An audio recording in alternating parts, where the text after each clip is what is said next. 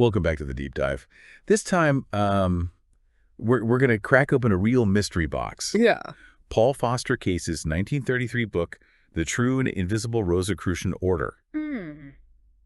Now, you probably know that the Rosicrucians have this aura of secret societies and ancient wisdom. Right. They kind of burst onto the scene in 17th century Europe with these cryptic manifestos, then just seemed to vanish, leaving everyone wondering, what was that about? What's so cool about Case's book is he doesn't just rehash the history. Yeah. He claims to reveal the real deal. Okay. The inner workings of the order, their beliefs, even their path of initiation. Okay. So we're not talking conspiracy theories here, but an actual system laid out. Exactly. Like someone claiming, here's the Rosicrucian user manual. Exactly. But it gets even wilder. Okay. This user manual is woven into a narrative. Okay. Like an adventure story. Yeah. It starts with Case referencing the famous Fama Fraternitatis, Right. a pamphlet from 1614 that basically announced the Rosicrucians to the world. Ah, the Fama Fraternitatis? Yeah. The OG Rosicrucian mystery text? Right. It's full of symbolism and allegory. Talks about these mysterious founder CRC who travels the East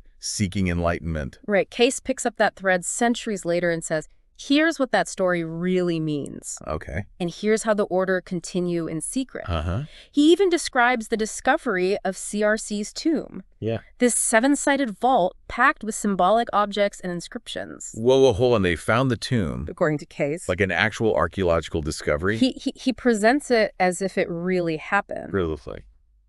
According to Case, it's a heptagon. Okay. A seven-sided figure. Oh, yeah. And every detail from its dimensions to the inscriptions on the walls is loaded with esoteric meaning. Okay, that's where my brain starts to short circuit. Yeah. Heptagons, secret tombs, ancient wisdom. Right. How do we even begin to unpack all this? Well, Case provides a framework. He describes a 10-grade system of initiation. Okay. Each grade representing a step in the aspirant's spiritual evolution. Right. Think of it like a map of consciousness, showing how Rosicrucians supposedly progress. 10 grades. Yeah. So it's like a secret society with levels. It's a system of spiritual unfoldment. What are these grades and what do they represent? Each grade is associated with specific symbols, planets. Okay. Even musical notes. Wow. It's incredibly complex. Yeah. But the basic idea is that each grade builds on the last. Yeah. Taking the initiate deeper into Rosicrucian philosophy and practice. Okay. Case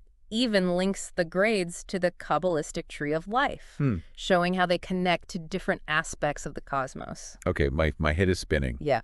But tell me more about this journey of initiation. Yeah. What does it actually involve? Yeah. What are the challenges that these initiates face? Case describes it as a process of purification and self-mastery, of confronting one's limitations and transmuting lower impulses into higher virtues. Okay. He talks about CRC's journey to a mystical place called Damkar, Okay. which seems to represent a stage of initiation where the aspirant faces their shadow self. So it's not just about collecting knowledge, No. but about actually transforming yourself, like inner alchemy. Exactly. Case is very clear about that. Yeah. He warns against pseudo-Rosicrucian groups that focus on outward rituals or chasing power. Okay.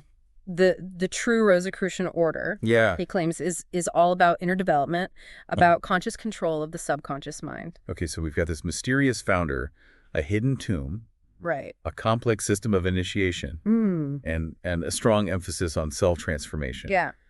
But what are the core teachings? Well, What do Rosicrucians actually believe? One of the central tenets is the concept of the one law, Okay. which Case connects to the idea of watchfulness. Watchfulness. Yeah. What does that mean in the Rosicrucian context? Yeah. It's about actively observing the world around you, Okay. noticing the patterns, the synchronicities, the subtle connections Right. that reveal the underlying order of things. Rosicrucians believe that the universe operates according to specific laws, and by understanding these laws, we can achieve greater harmony and mastery in our own lives. So it's about being mindful, paying attention to the subtle workings of the cosmos, and seeing the interconnectedness of everything. Precisely. And this practice of watchfulness, according to Case, leads to an understanding of the one law that governs all creation. Okay, that's starting to make sense. But how do they actually put this into practice? Yeah. What are some of the specific techniques or exercises that Rosicrucians use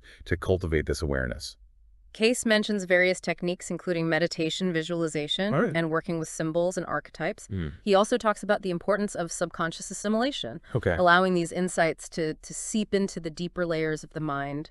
So it's not just about intellectual understanding. Yeah. It's about embodying these principles at a deeper subconscious level. Exactly. And Case stresses the importance of understanding the subconscious mind, Yeah. which he describes as a powerful force that can be harnessed for personal transformation. Okay.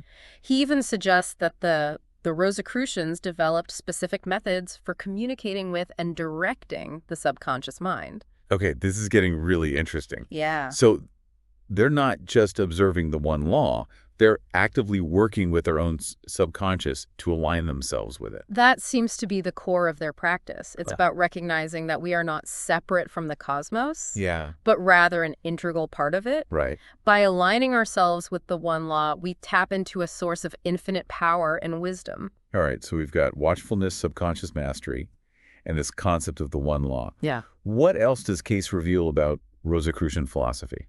He delves into their understanding of the astral light, which he describes as a universal energy field that connects everything in the universe. He claims this astral light is not just some airy-fairy concept, but a realm that can be studied, understood, and ultimately mastered. Okay, this astral light concept, tell me more about that. Sure. How does Case describe it, and why is it so important in Rosicrucian philosophy? He describes it as a realm of immense knowledge and power, Okay. but also a realm that can be dangerous for those who haven't developed the necessary discernment and self-control. By working with the astral light, the Rosicrucian initiate can access profound knowledge and achieve a higher state of consciousness. So it's like a powerful tool that can be used for good or evil, Right. depending on the intentions and abilities of the wielder. Precisely. The Rosicrucian initiate must learn to navigate the astral light with wisdom and caution, Okay. using its power for self-transformation and the benefit of humanity. This is all incredibly intriguing, but I have to ask the question that's probably on everyone's mind. Sure. If the Rosicrucian order is so secretive and invisible, how does anyone even join? That's the million-dollar question, isn't it? Yeah.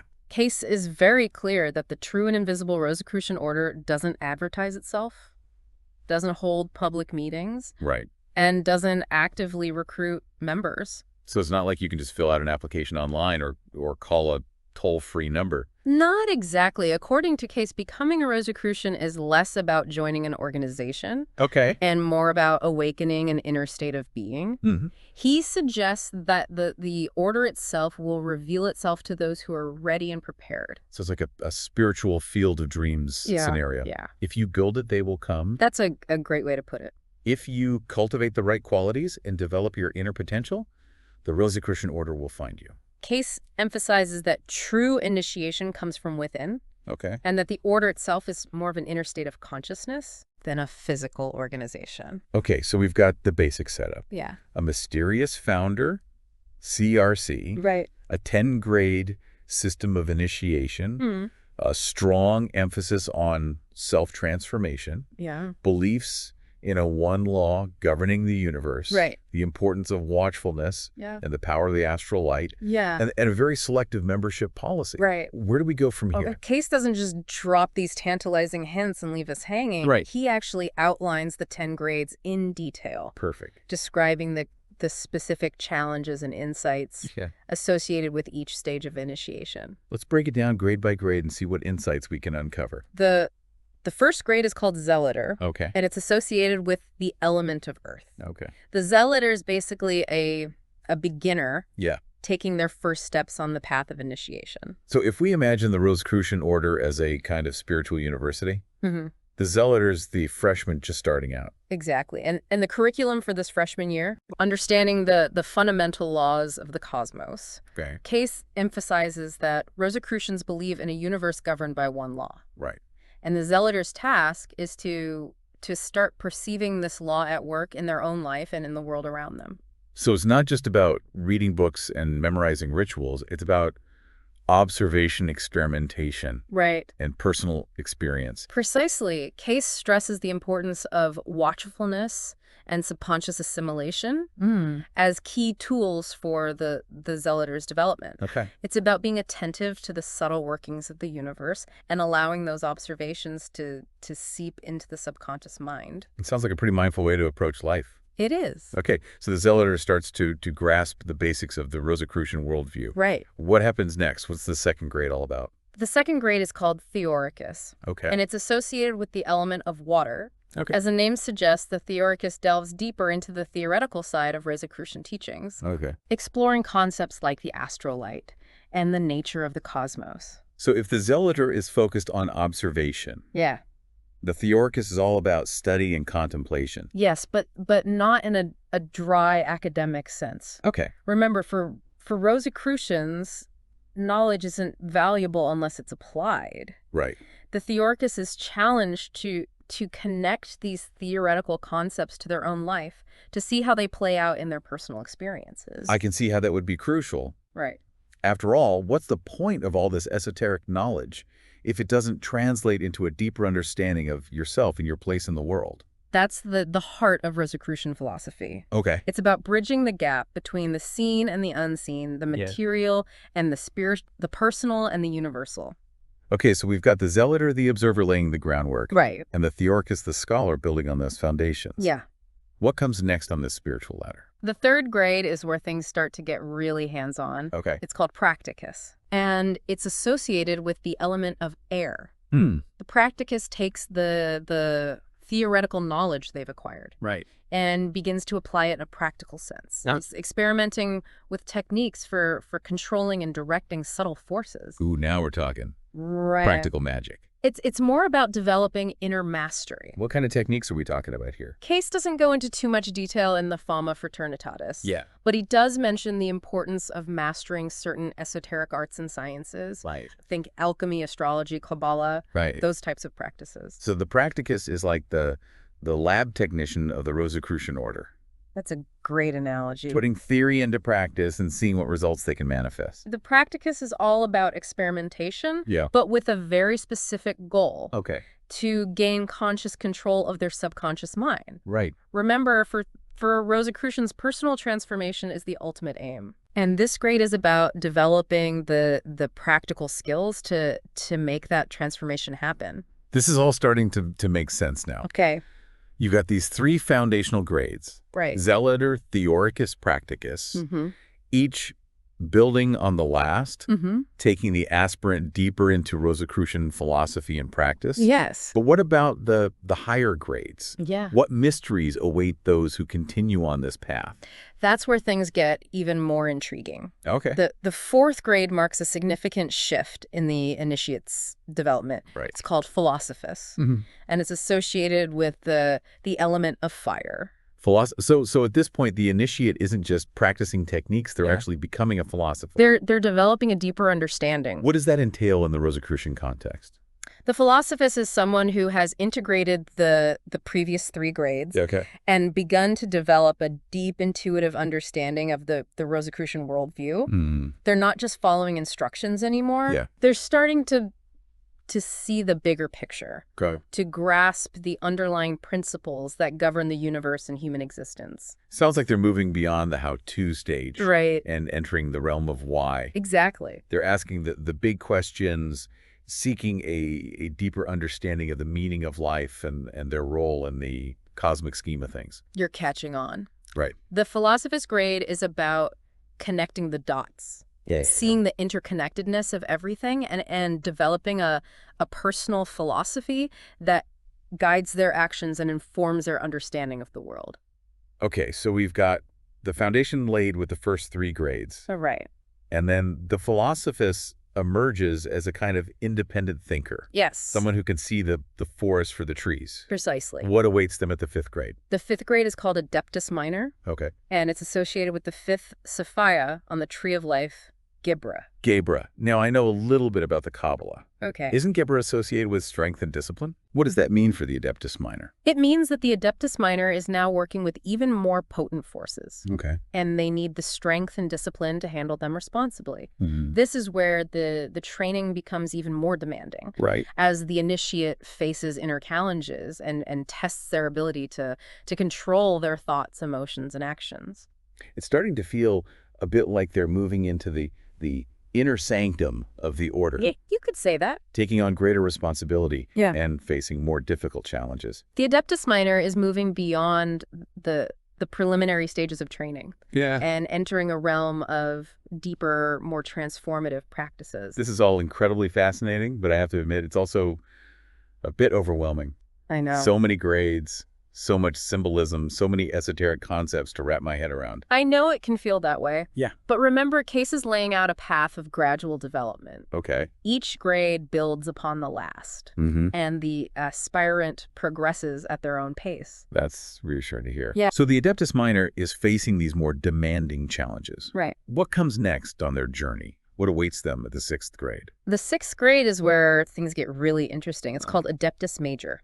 And it's associated with the 6th Sephira on the Tree of Life, Tiferet. Tiferet. Now that's a Sephira I'm a bit more familiar with. Okay. It's often called beauty Yeah. and associated with harmony and balance. Right. How does that play out in the Adeptus Major's development? The Adeptus Major is someone who has achieved a significant degree of inner harmony and balance.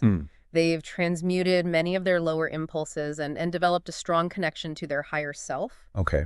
As a result, they begin to radiate a certain beauty and radiance that is perceptible to others. It's like their inner transformation is starting to manifest in their outer appearance and the way they interact with the world. Exactly. The Adeptus Major is becoming a beacon of light, a living example of the transformative power of the Rosicrucian path. Okay, so the Adeptus Major is shining brightly, radiating harmony and beauty. Right. What happens next? What awaits them at the 7th grade? The 7th grade is a pivotal one. Okay. It's called Adeptus Exemptus. And it's associated with the 7th Sephira on the Tree of Life, Netzach. Netzach, isn't that associated with victory and overcoming obstacles? It is. What kind of victory is the Adeptus Exemptus achieving? The Adeptus Exemptus has achieved a significant victory over their lower nature. They've transmuted many of their limiting beliefs and negative patterns. Okay. And developed a strong will aligned with their higher self. Okay. They're exempt from many of the challenges that plague those who haven't yet reached this level of spiritual development. So they're exempt in the sense that they've overcome many of the inner battles that hold others back. Precisely. They've transcended a lot of the limitations that keep most people stuck. The Adeptus Exemptus is becoming a master of their inner world. Okay. And that mastery reflects in their outer life as well. Right. They're able to manifest their desires with greater ease and navigate the challenges of life with grace and wisdom. Wow. It sounds like they're really starting to embody the ideals of the Rosicrucian path. Yeah. What awaits them at the 8th grade? The 8th grade is called Magister Templi. Okay. And it's associated with the 8th Sephira on the Tree of Life, Hod. Hod, now that's one I'm not as familiar with. Okay. What does it represent and how does it relate to the Magister Templi's development? Hod is associated with splendor, glory, Okay. and the ability to manifest in the material world. The Magister Templi is someone who has mastered the art of manifestation. Right. They're able to bring their desires into physical form with precision and clarity. So it's like they've graduated from the inner alchemy of the previous grades You could say that. to the outer alchemy of actually shaping their reality. The Magister Templi has learned to work with the subtle forces of the universe to bring about tangible results in their life. This is all incredibly impressive, but I have to ask, is there even more? There is. What awaits them at the 9th grade? The 9th grade is a truly awe-inspiring level of attainment. Okay. It's called Magus. And it's associated with the 9th Sephira on the Tree of Life, Yesod. Yesod, now that's a fascinating Sephira. Yeah. It's often called foundation. Right. And represents the astral plane, the realm of dreams and imagination. It does. What does that mean for the Magus? The Magus has achieved mastery over the astral plane. Wow. They're able to consciously travel through the the realms of imagination and dream, Right. influencing and shaping reality from those subtle dimensions. Wow, that's taking manifestation to a whole new level. It is. They're not just shaping their physical reality, they're influencing the very fabric of reality itself. That's the power of the Magus. Yeah. They've become a true master of the esoteric arts and sciences, able to wield forces that most people can only dream of. This is all incredibly inspiring, but I have to ask, is there even a 10th grade? There is. What's the pinnacle of this incredible journey? There is a 10th grade, Okay. and it's the ultimate goal of the Rosicrucian path. Okay. It's called Ipsissimus. And it's associated with the 10th Sephira on the Tree of Life, Kether. Kether, that's the crown, the highest Sephira, representing pure consciousness and unity with the divine. It is. What does it mean to be an Ipsissimus? The Ipsissimus is an incredibly rare being, someone who has achieved complete unity with the One. Oh. They've transcended all limitations and become a perfect expression of the divine in human form. Wow, that's a truly awe-inspiring level of attainment. It is. It's hard to even fathom what that level of consciousness would be like. It's beyond the realm of our ordinary understanding. The Yeah. Ipsissimus is a being of pure light, a master of all creation, a true embodiment of the Rosicrucian ideal. But this entire system of grades is incredible. It is. It's a blueprint for a truly transformative journey of spiritual development. That's exactly what it is. Case presents this 10-grade system as a path for anyone who seeks to awaken their inner potential and achieve their highest spiritual aspirations. Okay, so we've explored the 10 grades of the Rosicrucian order. Right. And it's clear that this is a path of deep self-transformation. Yeah. But this is only part one of our deep dives. Right. What does it all mean for us, the listeners who are just beginning to explore these ideas? Wow. What's the takeaway from this part of our exploration? Well, one of the most important takeaways is that the Rosicrucian path, as presented by Case, is about more than just collecting knowledge. It's about putting that knowledge into practice, transforming yourself from the inside out. Okay. And aligning your life with the one law that governs the universe. So it's a path of action, not just contemplation. Precisely. A journey of self-discovery and transformation. Exactly. It's about becoming the best version of yourself, realizing your full potential, and contributing to the betterment of humanity. That's an inspiring message. Welcome back to the deep dive. We left off talking about a secret vault. Right. The supposed tomb of the legendary Rosicrucian founder CRC. Right. This is where Case's book takes a turn into Indiana Jones territory. It's amazing, right? Case claims this vault was discovered. Yeah. And he goes into incredible detail about its layout and symbolism. Okay. It's described as a heptagon, Right. a seven-sided figure. Okay. And every detail from its dimensions to the inscriptions on the walls is loaded with esoteric meaning. Okay. Heptagon secret tombs. I'm intrigued, but also lost. Yeah. What's so special about a seven-sided vault? The number 7 pops up all over the place in esoteric traditions. Right. Think of the 7 chakras, the 7 planets of ancient astrology, Yeah. the 7 days of creation. Okay. It often represents completeness, wholeness, a cycle of manifestation. So it's like the seven-sided vault is meant to be a microcosm of the universe. Yeah. A container for a complete system of knowledge. That's a really interesting interpretation. And remember, the vault was supposedly sealed for 120 years. Right. Another symbolically significant number Case connects it to astrological cycles and suggests it relates to the precession of the equinoxes, Okay. a slow wobble of the Earth's axis that takes roughly 26,000 years to complete. Whoa, hold on. The precession of the equinoxes. Yeah. So we're talking cosmic timescales here. Yeah, we are. What does that have to do with the secret society in 17th century Europe?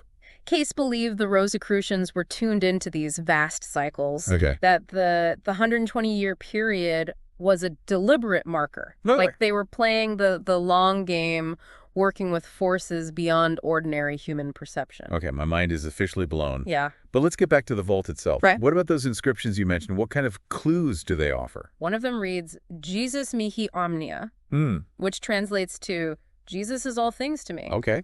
This is really interesting because it suggests that the Rosicrucians, despite their esoteric leanings, still saw themselves as connected to the Christian tradition. So they weren't anti-Christian, All right. but maybe had their own mystical spin on it. Exactly. Like they were into Jesus, but not necessarily the dogma of the church. Exactly. It fits with what we know about esoteric groups. Right, yeah. They often blend traditions, taking what resonates with them Yeah. and weaving it into their own unique tapestry of beliefs. Right. And remember, this is 17th century Europe, Right. a time of intense religious upheaval. Yeah. So this inscription could also be a statement of their own spiritual autonomy. Okay, that makes sense. Yeah. It's like they're saying, we're not rejecting Christianity outright, but we're definitely not playing by the official rule book either. Right. What about the other inscription, the one about the 120 years? That one reads, post CXX anos patebo, Yeah. meaning after 120 years, I will open. Okay. Now, this is where it gets really cryptic. I will open. Yeah. It's like the vault itself is speaking, making a prophecy about its own unveiling. It's giving me chills. I know. So Case is saying that the timing of this discovery wasn't an accident, Right. but preordained part of a larger plan. That's how he presents it. Wow. And it feeds into that whole idea of the Rosicrucians being aware of these grand cycles, Right. working on a time scale that most of us can't even fathom. Okay. We've got the mysterious heptagon, Yeah. the cryptic inscriptions. Right. It's already a lot to process. Yeah. But Case says they found more than just a tomb inside. He does. What else was there? He describes finding all sorts of objects, Okay. each rich with symbolism. Like what? There's a book covered in gold, Okay. mathematical instruments, even a lamp that was still burning when they opened the vault. The book covered in gold. Yeah. A lamp that's been burning for over a century. That sounds like something out of a movie. It does, right. What's the significance of these objects? For Kate, they're not just random artifacts. Yeah. They're teaching tools, representations of Rosicrucian principles. For example, the gold could represent the alchemical process of transformation, Right. turning something base into something precious. Okay. The book itself could symbolize knowledge, wisdom, Yeah. or even the book of nature Mm. that Rosicrucians believed held the secrets of the universe. So it's like they're saying true understanding is valuable. It's the key to unlocking your potential. Exactly. And the mathematical instruments, they're all about precision order. Exactly. The Rosicrucians were big on the idea that the universe operates according to specific laws and principles. Right. And understanding these laws is key to achieving mastery. Okay. This also ties into their use of the Kabbalah, Mm. which is a very intricate system of numerical correspondences and symbolism. It's starting to feel like we're piecing together a puzzle here, all these different elements pointing to a coherent worldview. Yeah. What about the eternally burning lamp? What's the symbolism there? That one is fascinating. It could represent the eternal flame of knowledge, the light of truth that never goes out. Okay. It could also symbolize the Rosicrucians' dedication to the path, Right. this constant striving for enlightenment. I love that image. Yeah. The ever-burning lamp as a symbol of the enduring quest for knowledge. Yeah. It's giving me hope. But okay, we've got this the tune, the symbols. How do we even begin to interpret all of this? How do we unlock the deeper meaning? This is where Case's expertise in the Kabbalah and Tarot comes in. Okay. He uses these systems as interpretive keys, Okay. revealing hidden layers of meaning within the vault's symbolism. Hmm. For example, he connects the inscription post CXX anos patebo Yeah. to the 120th Psalm, Okay. which talks about seeking refuge in God and finding protection from one's enemies. Wow, that's a powerful connection. It is. So he's suggesting the vault's opening represents a kind of spiritual refuge. A Exactly. safe haven in a world of turmoil. And remember, this discovery supposedly happened during a time of immense change and uncertainty in Europe. Case suggests that the Rosicrucians saw themselves as offering a path to inner peace and wisdom amidst the chaos. So it's like they're saying the world might be going crazy, but there's a hidden path to truth and understanding. Right. And we're here to show you the way. That's a great way to put it. It's a message that resonates even centuries later, right? Absolutely. We're still drawn to the idea of hidden knowledge, Yeah. of a deeper truth beyond the surface of things. Absolutely. Okay, Okay. so we've got the Kabbalah and Tarot as our interpretive tools, Right? connecting the vault symbols to broader spiritual and historical themes. Yeah. But what's the big picture here? Oh, What was the Rosicrucian order ultimately trying to achieve? that's where things get really interesting. Right. Case argues that the Rosicrucians weren't about outward displays of power or accumulating wealth. Okay. Their focus was inward on personal transformation, on mastering the self, Hmm. and ultimately on aligning with that one law we talked about earlier. So not about becoming magical superheroes or controlling the world, No. but about self-mastery and spiritual evolution. Exactly. Case warns against those who seek to use Rosicrucian teachings for selfish gain or to manipulate others. Okay. He insists that true Rosicrucians are driven by a desire to serve humanity, to contribute to the betterment of the world. Okay, that's a refreshing perspective. Yeah. But if they were so dedicated to helping humanity, Yeah. why all the secrecy? Why not just share their knowledge openly with everyone? That's where the concept of readiness comes in. Oh. Case argues that Rosicrucian teachings are powerful, and they're only suitable for those who are genuinely seeking truth Okay. and have reached a certain level of spiritual maturity. So it's like they're protecting both the teachings and the potential students, Right. making sure the knowledge doesn't fall into the wrong hands or get misused by those who aren't ready. Exactly. It's a delicate balance, right? Yeah. Preserving the purity of the teachings while also recognizing that not everyone is at the same point in their spiritual journey. All right, so we've got this secret society, this incredible vault filled with symbolism, this complex system of initiation, Yeah. and this belief in a hidden path to enlightenment. Right. But let's be real. What does it all mean for us? Why? We're not 17th century alchemists digging up hidden tombs. Right. How Yeah. can we apply these ideas to our lives today? That's the million-dollar question, and it's one we'll delve into in the final part of our deep dive. Okay. Stay tuned because Case actually provides some practical tools and exercises for cultivating that Rosicrucian awareness in your own life. Welcome back to the deep dive. Yeah. We've been unpacking this Rosicrucian mystery box. Right.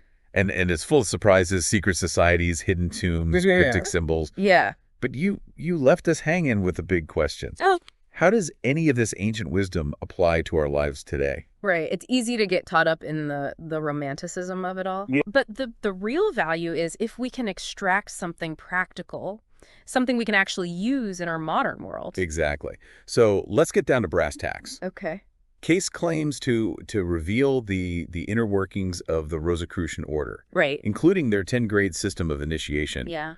What can we learn from this system, even if we're not planning to join a secret society anytime soon?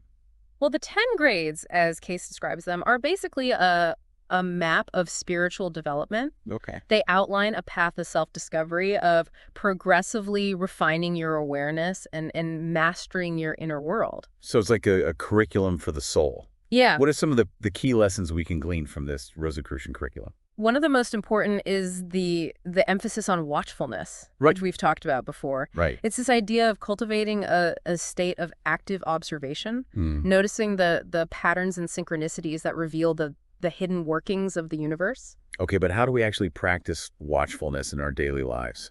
That sounds kind of abstract. It can be as simple as paying attention to your surroundings. Okay. Notice the details that usually escape your notice. Yeah. Observe your own thoughts and emotions without judgment. Oh. The more you practice this kind of awareness, the more you start to see the connections, the underlying order, the way things flow together. So it's about becoming more present, more mindful, Exact. tuning into the subtle cues that we normally miss. It's like shifting from autopilot to manual mode. Mm. Becoming the conscious observer of your own life. Right. And the more you practice this, the more you start to see how the Rosicrucian concept of the one law, this idea of a universal principle governing all things, plays out in your own experience. Okay, I'm starting to see how this could be valuable even outside the context of a secret society. Right. What are some other key takeaways from this 10-grade system? Another big one is the Rosicrucian emphasis on understanding and mastering the subconscious mind. They believe the subconscious is this vast reservoir of potential. Right. But it can also be a source of limiting beliefs and negative patterns. So it's not just about observing the world around us, but also about exploring our inner world, our own subconscious depths. Precisely. The Rosicrucian path, as Case presents it, is about gaining conscious control of the subconscious. So you can tap into its power and transform those limiting beliefs into something more empowering. Okay, but how do we even begin to do that? Yeah. The subconscious seems so mysterious, so inaccessible. Case suggests a variety of techniques, including meditation, visualization, and working with symbols and archetypes. Right. He also stresses the importance of learning to communicate with your subconscious in a way that's both effective and safe. So it's like becoming fluent in the language of your own subconscious mind. Right. Learning to send it clear messages and reprogram its default settings. That's a great analogy, and this is where the Rosicrucian use of the Kabbalah and Tarot can be really helpful. These systems provide a rich symbolic language that can bypass the filters of the conscious mind and speak directly to the subconscious. Okay, so watchfulness, subconscious mastery. Yeah. Working with symbols and archetypes. Right. Are there any other practical tools or techniques that we can take away from this deep dive? Well, Pace also talks about the importance of aligning yourself with the one law. Okay. Remember, Rosicrucians believed that the same principles that govern the universe are also at play within us.